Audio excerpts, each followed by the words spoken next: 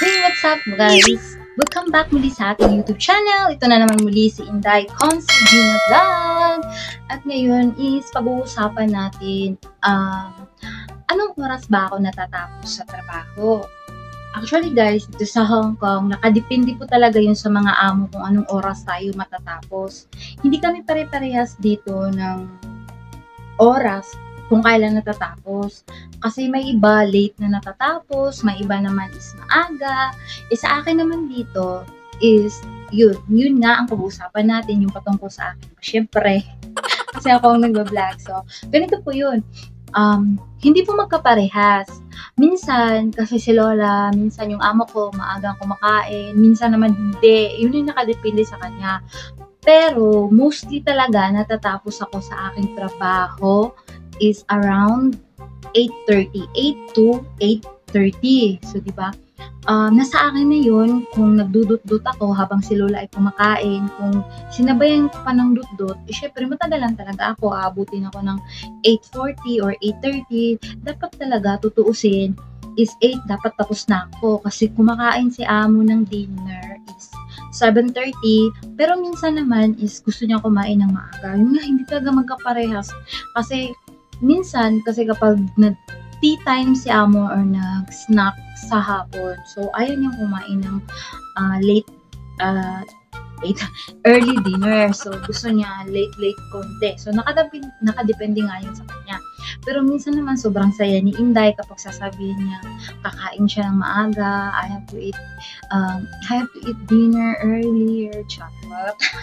So, sa ganyan, masaya ako. Syempre, matatapos. Pero, actually, naku guys, hindi talaga ako natatapos ng maaga kasi nga, hindi maiwasan si cellphone habang nandun sa kusina. Normal na talaga yan sa mga OFW. Mostly, hindi po ni lahat. Pero, sa panahon ngayon, parang lahat na. Pero, please, hindi ko ni lahat. Ano ba talaga, day? No, so yun na nga, kung nagko-concentrate talaga sa trabaho, kaso grabe yung temptation talaga sa paggamit ng cellphone, ano.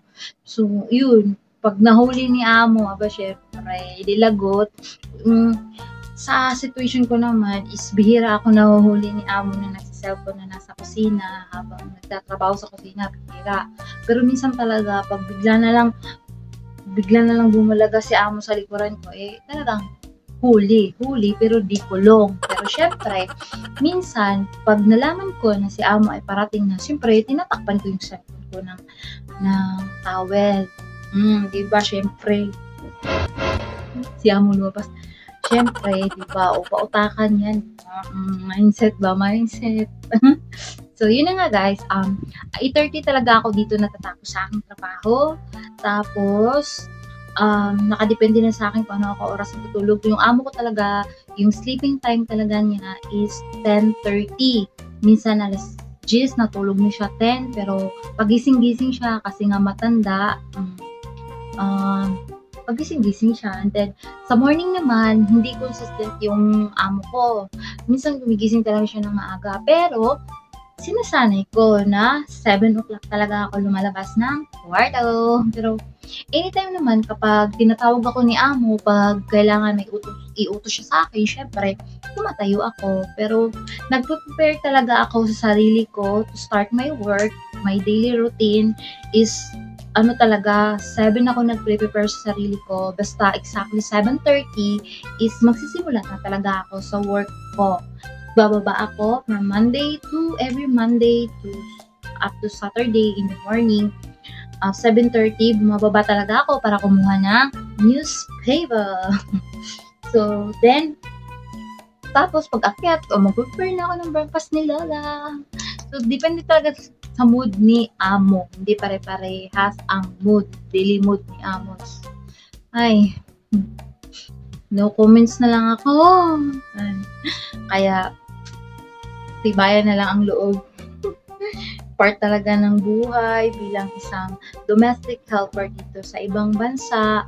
Though yung trabaho ko naman dito is very slight lang talaga siya. Hindi siya masyadong mabigat. Kasi syempre, dalawa lang kami ni Lola. O diba, sobrang gaan lang yung trabaho.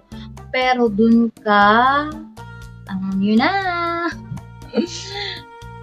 Ngayon, kasi ano talaga iba talaga yung kahit na mabigat yung trabaho mo, as long as happy kayo sa loob ng bahay, paano naman yun na magaan nga yung trabaho mo, tapos hindi ka naman happy sa loob ng bahay, yung surroundings mo, makikita mo yung amo mo nakasimangot, yung amo mo laging irritable, yung amo mo na laging galit, halos kung makapag-usap sa'yo, parang galit. So,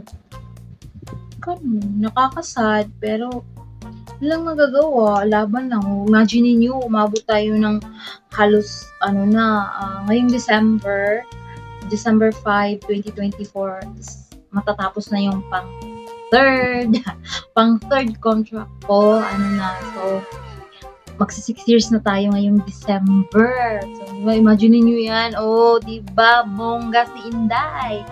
And the winner is Inday Regina. So, winner, champion na tayo guys, kasi sa totoo lang talaga, hindi naman sa pagmamarites dito sa amo ko, wala talagang natatagal dito.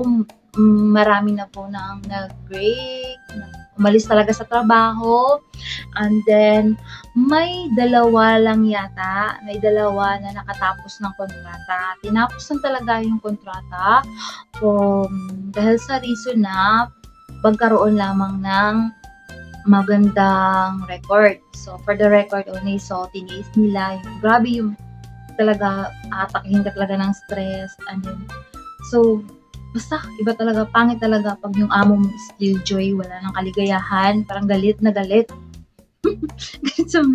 So, buti naman at nakakasurvive ako, na-carry ko naman ang lahat, charot. So, kung titingnan, diba, ang lusog-lusog pa nga natin, busog-lusog. Ay, nako, pero very unhealthy yung kinakain natin, so, I don't know. Ay, nako, so, basta, sabayan na lang ng dasal para, so, iba talaga yung kapag nananalig ka sa Diyos, nagdadasal ka, talagang bibigyan ka ng lahat. Char. Hindi naman sa talaga totoo. And then, so yun lang, pag-igihan na yung trabaho. Actually guys, nadidistract din talaga ako sa paggamit ng cellphone. Minsan, iniiwasan ko, pero hindi talaga minsan naiwasan. Kasi doon lang tayo nalilibang. So, yung paggagamit ko ng cellphone, kahit nasa kusina ako naghugas, nakikinig ako, hindi naman mahalata ni Lola kasi pag nandito yung earphone ko, so tatakpan ko siya ng buhok ko, gaganyanin ko yung buhok ko. Hindi ko siya gaganyanin kasi pag gaganyanin ko naman is kunwari gaganyanin ko para, 'di ba? Sikreto maliit para matakpan yung isang tenga ko. Kasi isa lang yung earphone na nilalagay natin. So, di ba? So, alright guys. So, hindi na natin masyadong habaan itong daldalan na to. So, yun na nga. Natatapos po ako dito ng aking trabaho is 8 to 8:30. Pero hindi po lahat ng mga ka-helper ko dito is lucky sa amo na matatapos ng maaga. Mostly talaga natatapos sila ng 10, 11, 12. May iba pa nga more than that. So, aside from na stress ako sa amo, but still I'm so lucky kasi nga hindi ako masyadong nag-start ng maaga sa trabaho and then natatapos din ako ng maaga. So, that's all for our video. We'll see you again for my next vlog. Oops, kung nagustuhan niyo yung video na to, baka naman like, and then kung hindi ka pa nakasubscribe, baka naman pasubscribe. That's all. It's me again, Cons Regina. Bye! See you later for my next vlog. Bye.